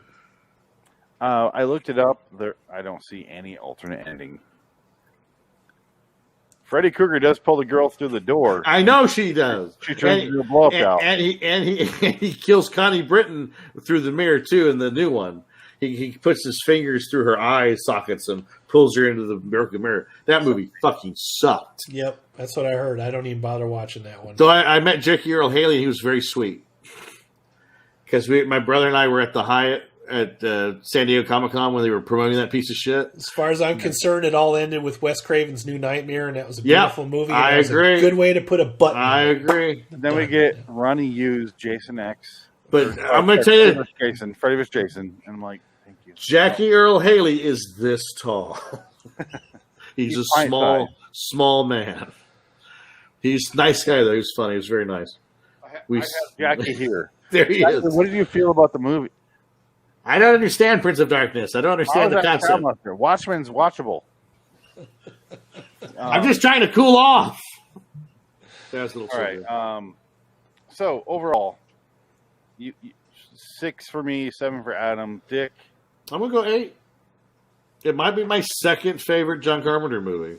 Oh man, yeah, rough to hear. Yeah, first being what? The Thing. Can we do this when we finally finish? When we finally finish watching all the Carpenter movies, can we do our top 10s? I don't think it's going to change very much. Because I've never done a top 10 of Carpenter. I could do it, but I've never really thought about it. I can think of top 5. I would say top 5 because I don't think he has done enough to do top 10. We could do top 5. Yeah. Top 5 makes more sense. Yeah, I have no problem doing that. I can think of 5 easily. Yeah. I do want to say before we get through all the movies he directed, I do have the movies he wrote and not directed on the list. So you can do those too. Please get through those before, so we don't have to end on like 7 movies he wrote and never made, never directed. I don't want to sit there and do Silent Predators, a movie about snakes. No, thank you. I don't want to read that. I don't want to watch that. But I do want to actually get this. I'm going to buy this on Blu-ray to get the 4K copy because I want to hear. I love Carpenter's commentaries on every fucking movie. He's very entertaining to listen to. He doesn't hog the mic when he has somebody there with him. Like he almost takes over as like an interviewer. But well, you know who's on the commentary with him? Simon. Oh. No, it's not him. It's Peter Jason. Peter Jason. Yeah. Who's Peter Jason? Dr. Paul Leahy. He's the guy. You don't fucking remember. There's our point right there. I don't know any other names. Our point. You don't remember. I didn't care about the characters. He was that older guy that was saying looks like Anthony Michael Hall does now. He's that older guy. He's in the most Carpenter movies of all these people. He's the guy that's in fucking everything after this. He's in They Live and the guy doing the trumpet sound. No, the older guy. What older this guy? I'll show you his fucking picture. Jesus. The guy doing the trumpet noise. The guy, the big guy. Yeah, that's him. That's the guy that was doing the trumpet noise. Was it? Yes, you idiot. I'm sorry. This was 87 when it came out. There's only fucking 9 people in this movie. They're all the same. They're all white. Well, to be fair, there's 13 people in this. That's the guy. Movie. Yeah. Most of them are cannon fodder, like we've established. Yeah. Yes. But it's good. It's a fun watch. It's definitely fun to study it and talk about it. I wish I was into what's his name as you guys. No, I don't really Lovecraft. care. I'm not into Lovecraft. I don't think he's that good. Lovecraft is an asshole, but I just like the concept. It's a neat idea, yeah. The concept of something is older than you conceived. You know, like something comes around and everything that you grew up to believe is no longer reality anymore. I like that concept. There are older things and darker things in the universe that you can't understand. It's a terrifying thought because you can't prove that it's not true. It's like I wish I had that worldview that you do, so I can enjoy universal view. Yeah, I watch this and I go, when you tell me that, Adam, I just go, I don't care. Right. If you think about it, what a great way to go, though. Humanity is very arrogant. You won't lose your mind. They think the universe revolves around them, and then you realize that you're just an insignificant fly speck, and there's things that are older and far more important than you are. It's hard for you to grasp the concept. It's not a popular. It's kind of like the same way that a lot of people don't like cyberpunk. They don't like that bleak view of the future, like we're just going to ascend into robots and even reject mechanical your reasoning for why that would terrify me. I go, it would maybe if I was in this world, I go, this would terrify me, not because of the arrogance of humanity. I just go, oh, it doesn't fucking matter. I just don't care. So that's, do you like the movie Hellraiser? No, I fucking hate Hellraiser. That makes I'm sense. here to kick ass and chew bubble gum, and I'm I all watch out of Hellraiser bubble and I'm gum. like, fucking do something. Do something. What, Hellraiser? You're shedding skin in a closet. So what you're basically telling me is you don't like horror that you can't explain or reason with. No. Because So you don't like any horror movie? No, That's what I'm saying. Cosmic horror is a very universal principle. No, It Follows is a movie that you can't explain. No. Promise you That's don't. not cosmic horror. I'm not saying it's cosmic horror. I'm Yeah, saying it's I can't definitely- explain it. No. Yeah, but it has That's not what you asked me. It's something that still has rules though. Whereas this Do stuff you isn't. think the It Follows girl looks like Brittany Murphy? She does. Yes. No, I don't know. That's fucking cosmic right there. But I watched that and I go, what the fuck is this about? And the characters don't ever find out, so it's fine. But the Yeah. problem is when they find out and they go, oh, it doesn't matter. And I go, Yeah, nah, 'cause I you're don't fucked. care. You're fucked either way, yeah. Yeah. But Unless you keep fucking. I guess Yeah. that's the It Follows she creed. fucks the dork and they'll walk away going, we're going to die. And I go, will say "All right." this: it's They're not accepting it's it. not something I got into until I got older because it's one of those things where the more I think about it, the more it frightens me. You know what I mean? Like the fact that there might be like everything that you think of, all the things. Okay, perfect example. You bury something in the sand, somebody digs it up a million years from now. Something that's insignificant to us now, somebody might view it a million years from now and think that was some really important religious artifact when to us it was just a toy. You know what I mean? Think of the universe like that. All the stuff that you came to know and realize are nothing, you know? I mean, it's, I agree with everything you just said, but I'm not going to be terrified more than I would normally about something that was before we were human. I mean, there's nothing more terrifying than something you can't explain or something you don't know what it is. You can't explain Rob Zombie's movie career. No shit. Well, I guess my point is, if I can explain it or not explain it, why do I care if it's trying to kill me? I don't give a shit if I can explain it. To who? The audience? Do you have any sense of self-preservation? I mean, Yes. That's exactly why I don't care if I can explain it or not. oh. I want to live through whatever the fuck is trying to kill Well, me. you Why do I can't, you can't defeat the enemy if you don't understand its principles or its motivation or Which is how why I even find works. it lackluster as a story if I can't explain its origin. Fair enough. Yeah, that's. I'm not debating your guys' ratings. I'm just saying that's how I view it. That Oh, yeah, I don't care if you like it or completely not. explains why you don't like Hellraiser. I don't give two exactly. shits. I got my own opinions on things. I don't fucking care if someone likes it or not. that line Yeah. in Hellraiser, angels to some, demons Demons to others. Yeah, you yeah, know? yeah. The last thing I want to do is try to talk you out of your score. No, I'm just Yeah, saying, no. for the audience, I'm just saying this Yeah. is why I personally don't give a shit about this kind of horror. No, I get it. like Yeah, the movie it's just fine. fine. The Yeah. movie's fine. It's well made. John Carpenter is great. And it's got a lot of his classic elements. The Yeah, synth it's score, very the John lighting, and the shadows, and his use of perspective, actors. and the Carpenter stare. I mean, you know, The it's, 15 characters who all look the fucking same. I would say, okay, so when you talk about John Carpenter movies, I would say this is like the Casino Goodfellas effect, where I like this one and Mouth of Madness. Mouth of Madness. I kind of go back and forth between like that's my second, that's my third. Mouth of Madness is probably more fun because both of you guys are authors and you can understand the mind of an author better. Yeah. See, that's why Mouth of Madness works better for me because I know you can relate to character. Yeah. I understand where he's coming from, and even if he's hopeless, like that movie, he's fucked. But I get who he is as a person. This movie is like peppering in who they are, and care if you relate. And that's why it doesn't work. Think of this as like the stepping stone to get to Mouth of Madness because it's like that's what it is. He did the thing, it flopped. He did Big Trouble in Little China, that flopped. He was pissed off. He wanted to return to horror. He did Darkman between those. He did Darkman, which is... He didn't do Darkman. He did Starman. No, Starman, yeah. Sorry. Way different films. Darkman's a good movie. Starman's a piece of shit. Darkman's a good movie. Darkman's wonderful. Darkman's good. But so this is by the time he got to Mouth of Madness, he refined what he wanted to make this, utilizing these concepts. I completely agree. I think this was a learning experiment for In the Mouth of Madness. That's what it is. Yeah. And like I said, I even openly admitted it. In the Mouth of Madness took me 4 watches to really enjoy. Yeah. So I would say that's true. Yeah. And it's just a matter of taste. The first time I watched it, things that you don't understand, either they frighten you or you just don't care, and that's kind of where it usually falls on that scale. But again, no matter what, I hate to be repetitive, but the last thing I'm going to say, then you guys can talk. I always want to know where the character is coming from in the story I'm watching. And Sam Neill, I know exactly where he's coming from. I know who he is. I know how he feels about things. And I watch it and I follow that track along with him. And there's nobody.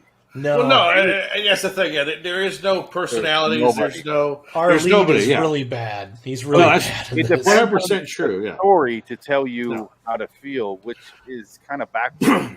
I think for me, story outweighs that for me because I can watch a movie. If the story is good, I'll be like, okay, I can forgive the lackadaisical characters. I don't really care.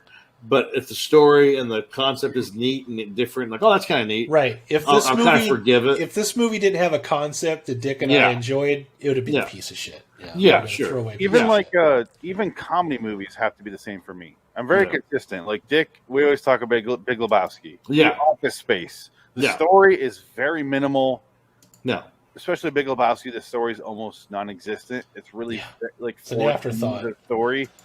But it's those characters that you follow along with your journey, and that's what informs the story, and that's where you're enjoying it from. But also, Big Lebowski is a genius script because everything is set up and payoff.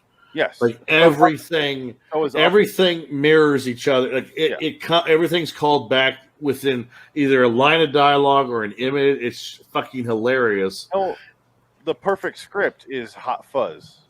Yeah, Hot Fuzz has a perfect script. Everything's set up, and then you see the exact same things later. The same scenes, but they have completely different meaning. Yeah. So, but I know the characters, and that's why it works later. Yeah. But that's just where I come from. I'm very rigid on that. I don't move away from that very often. So, you could say I don't look outside the box with that, and that's fine. But would you say, like in every movie that you watch, you want a character arc? Every movie? That's the thing. Well, I love the movie Rubber on Netflix. It's fucking terrible. But the tire movie? Yeah, the tire movie. Yeah.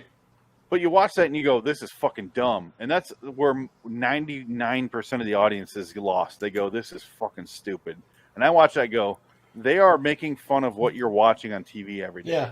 Yeah, they're making fun of you. And you don't realize it's there's no characters. It's kind of like Kentucky Fried Movie, where it's like that's literally just a Saturday afternoon of a TV channel, you know. And that works. So that kind of movie works. It depends on the specific genre of the movie and what they're trying to say. So I don't want to say I always need a character, but with this sort of thing, it does help. With horror and comedy, yes, I do want someone. Well, yeah, that sacrifice at the end, you would have maybe felt something a little bit more, and you'd have been even more mortified had that not actually been if it salvation, was you know.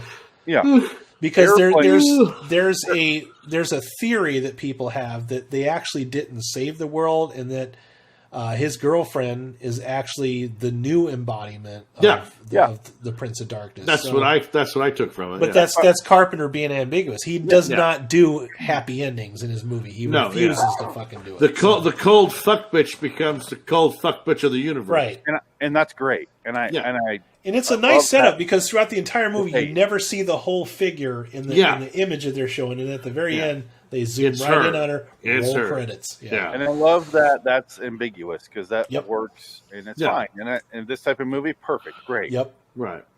But I forget what I was going to say. I was comparing it to a different movie. The Inception thing at the end. That's the Inception ending where he sticks his hand in the mirror and you don't see a touch. And then right. We don't need to know what happened. That's not the important. Yeah. Exactly. And that I love. Or like the Thing, it's not important to know which one of them may or may not be the Thing. It's not important. It's the fact that your mind's going to be thinking about it when you walk out of the theater. That's brilliant. They're wondering, you're wondering. Yep. You're part of the story. Characters that work. See? Yeah. And this movie's fun. It's a good movie. It really is. I really did enjoy it. I would say watch it if you're a fan of John Carpenter because it is very John Carpenter. If you're a fan of horror too, just horror in general, it's a different take on some things that you may or may not have seen before. Yeah. It is beat for beat Ghost of Mars, which is weird to say, but think about it. Nothing. Fucking shit goes crazy toward the end, and you're like, "What the fuck is going?"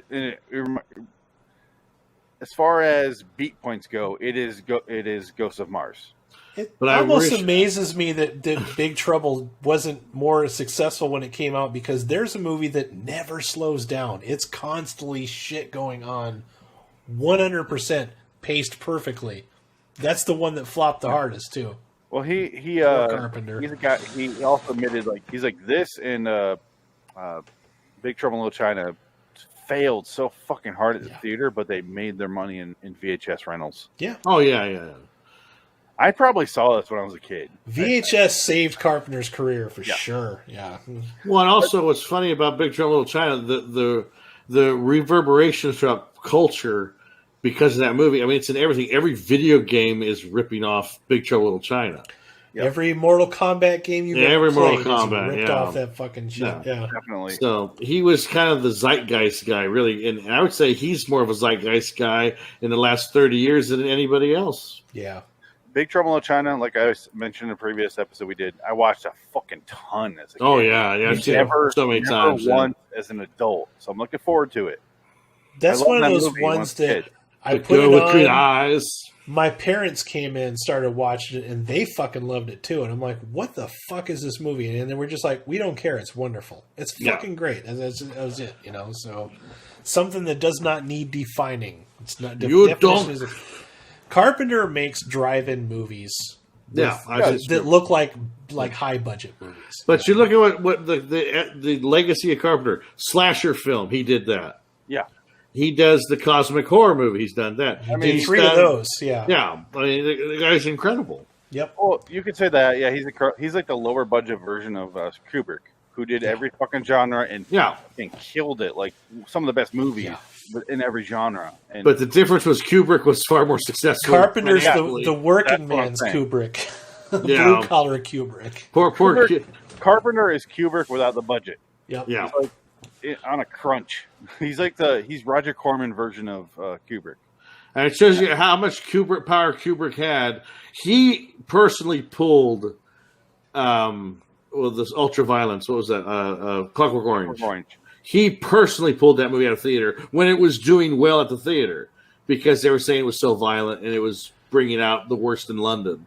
He pulled it out of the theater. He did that. I think he should have pulled it because the movie's okay at best.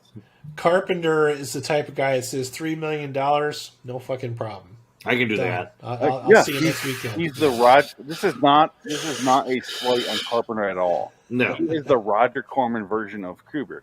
Yeah, he has a shoestring budget and he fucking makes it work. I can do that. Fuck it, let's do it. And that's why I'm looking forward to next week's episode. Speaking of segues, someone's watching me from '78. I've never seen him do this genre. He's doing a thriller, not a horror. Hopefully, it's better than Dark Star. Dark Star is our new low, and I don't blame the movie or Adam for picking it. No. I blame. It's his first movie. Big deal. I blame Dan O'Bannon. Yeah. Adam, after I pick Someone's Watching Me next week, you have the next choice. So okay. I'll think about on that. I have a couple in mind already. Yeah. Please don't. I will just say consider the movies he wrote, because we're going to start running low on movies he directed, and then we're going to end with like still my Diablo. pick. So. Yeah, asshole. It's my pick, motherfucker. Well, it's your pick, but we'll also keep in mind we're going to have to talk about 17 movies when it's in a your row. pick. You can pick the writer, the one that he wrote. Yeah. You say that, but when we do 7 episodes in a row. Listen, I need to have redemption from Dark Star, damn it. I need redemption from Dark Star. You are about to get kicked. No, but we're going to do 7 episodes in a row of movies he wrote and didn't direct. Do you really want that? That's all I'm saying. I don't care. I don't care. I don't give a fuck. I don't have that. I don't have your fears. I'm not motivated. You didn't. The reason work. you don't have that fear is because you can just go, "Oh, I'm not showing up that week," and I have to fucking talk about it myself. That's why you don't have that fear. I have that fear because, I just might have an appointment that week. Yeah. Oh, I have an appointment for fuck you. That's my. I don't know what you're talking about. I have a whopping case of fuck youism, and I just got to go to the doctor. Well, I wish I had that fucking case of fuck youism for the last fucking O. Henry show. I got a pain. It's in my ass. I need to go see a doctor. God, Dick, I will not disagree. We all should admit that. We should have all just said fuck that O. Henry and never go back. We should have talked about like the Ghostbusters toys instead. Yeah. The O. Henry bar. Oh God. Ugh. You know what's sad? He told us to get O. Henry bars, and I'm the one that made the effort. I forgot. The candy bar was better than the episode. Yes, it is. It's way better. It's not. I like. It's fine. It's not that bad. It's all right. You probably also like Almond Joy, you sick fuck. I love Almond Joy. Yeah. I don't mind Almond Joy. It's all right. I love coconut and I love almonds. Fuck you. And dark chocolate. Almond Joy's got nuts. Miles don't. I don't like. Sometimes I feel like a nut, Adam. I don't like coconut. I want to get the fuck out of here. It's the consistency. Yeah. Sometimes I want a nut in my face. Let's go. Sometimes I want to be woken up by Dick when I'm sleeping on his couch. Hey. Sometimes you want to spend some time in the closet with with his character in this movie. That what's his name? I already forgot. Fuck it. See, you can't remember his name. I don't know his name. I don't fucking Walter. remember. You want to spend time in the closet with Walter. Yeah. All I can think about is sleeping over at Dick and him waking up or him waking me up. Hey, buddy. Hey, man. What's up? You're jerking off there pretty aggressively. No, he'd be standing there with his junk tucked between his legs, going, "Would you fuck me? I'd fuck me real hard." I can't help but notice you're going cross. Oh fuck! What? Am I fading now? Thankfully, I don't have an extra bed in my small house. I thought I was gonna sleep on your couch. I don't even have that. You don't have a couch? I'm swapping out my Dick's my big kind of love seat thing for 2 separate kind of swivel chairs. Dick's apartment is like that apartment from The Fifth Element where his bed's like underneath the fucking stove and shit. The shower's on top of it. Do you have plastic over your love seat? Yeah, there you go. Okay. You have plastic over it. Auto wash. Multi-pass. He knows it's a multi. Anyway, we're in love. Okay, next week, Someone's Watching Me. Can I? Any parting words of wisdom while I pull up this on IMDb so I can read the IMDb synopsis? Carpenter's a perfect example of go back and watch things that you might not have given a chance the first time. You'd be genuinely surprised when you get older that you might enjoy things a little bit more than you did the first time you watched them. It's too bad he's all done with directing movies because I wish he'd have one more good one to go. Also, I can't recommend enough. His commentaries are a joy to sit, and you'll never be bored listening. Oh to him no! talk. Yeah. A Prince of Darkness has a 6.7. This has a 6.6, and it says, 1978. A woman is being watched in her apartment by a stranger who also calls and torments her. A cat and mouse game begins. Someone's watching me. Someone's Phoenix, watching. if I may, 6.8 or 6 point anything is par for the course for John Carpenter. Most of his movies are like 5s and 6s. Except for Halloween and The Thing. Except for Halloween. No, even The Thing, I think, has a slightly lower score on it. I think the thing might be an 8 point something. Let me see here. No, I think the thing is highly rated. I'm looking right now. You're so slow. Come on, just don't even bother. 8.1. Yeah, 8.1. Yeah, that's about right. Oh, you're thinking in terms of when it came out. You have to think in terms of IMDb, which is people now rating the movie. Well, I was going to say, let's take another one that we like. Let's see. Let's try They Live. I guess that's 7 something. 7.3. Okay. Yeah, there you go. How about another one? Let's try Big Trouble. That has a 7.3 as well. Okay. All right. Let's see Starman. Oh, no. Oh, That's got to be a 5.8. 5.8. Okay, so next week. 7.0. Bullshit. Wow. Wow. Yeah. So next week, someone's watching me, and we'll see what Carpenter does with the thriller. I'm looking forward to that. I have no idea what to expect, and I'm looking forward to it just because I haven't seen it. Yeah, I haven't seen it. I'm curious. I'm curious. Dick's by curious about the episode, and we'll get there next week. We're also doing what the fuck one in the last episode we just did. What was it? We just did it. How the fuck do we not know? What, the O. Henry? An anthology show. It's the Unexpected. Yeah. So, okay, guys, for me, LIWstudios.com. We have our live shows posted there. If you're curious on what we're doing in any particular day, go check it out. On Tuesdays, we do our LIW The Twilight Review. We do 2 or 3 episodes, depending on what they are. And then on Wednesdays, we do Anthology Series Review. We will not be doing O. Henry for a while, hopefully. And then, next week, we're doing Tales of the Unexpected. And then we also, after that, we do... Similar to today, we do a John Carpenter movie, which is someone's watching me next week. Adam will choose the next episode, so start thinking, Adam. Mm-hmm. LIW Anthology Pod, LIW The TZ Review, Lord Wonderland, and Phoenix West on Twitter. Dick? Ditto. Cool. Adam? I do the Orville reviews with Phoenix. We've been doing those every week. We're going through the old episodes, getting ready for season 3 to be come out. So be checking that out on Raiders of the Lost Flicks on YouTube. I also review The Expanse. I review old sci-fi horror movies, especially sci-fi horror. We're also doing the Bad Movie Watch review on Fridays at 9 p.m. Dick O'Henry up here is joining the cast. He'll be a regular on there as well. So that's pretty much where we make fun of the movie, rate the movie, have a good time. Join us. That's going to be at 9 o'clock Eastern Time? 9 p.m. Eastern Standard Time. And make sure you check me out at www.raidersofthelostflicks.com for links to everything. I did post on Twitter, what do you think of the movie today, Prince of Darkness? And someone wrote, this is Seamus Milne's Left Bullock. Seamus! M-I-I-N-E, Seamus, S-E-A-M-A-S. You probably hate our Titanic review. Cheaply made, well-written, great concept, genuinely scary, seriously underrated, and hated by the critics on release. Matthew Kirchenblatt at M. Kirchenblatt, if that helps.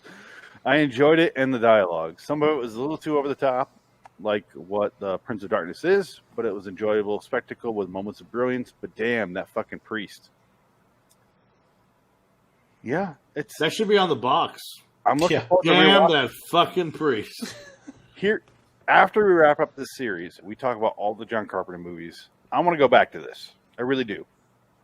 And see what I think on subsequent viewings. Okay. Like I said, I think I'll enjoy it more because I'm not sitting there going, what's the ending? I know the ending. Yeah. How am I going to enjoy this now? And the reason I think is because it's as I told you earlier, it's a lot to take in on the first viewing. It really is. And you said that, and I go, well, there's nothing to take in. No, there is. Yeah. No, and that's what I want to see. Is there more on subsequent viewings? Am I missing something? Especially now that you know that every scene is telling you like some kind of visual story. So yes. So we'll find out. We'll do this again. Find out if they say anybody's names. IMDb has them, but that's it. Yeah. Yeah, until next time, in the meantime, I'm Phoenix West. Dick Ticket. Prince of Carpenterisms, Adam Wilcox. So long, citizens. So long, John Carpenter.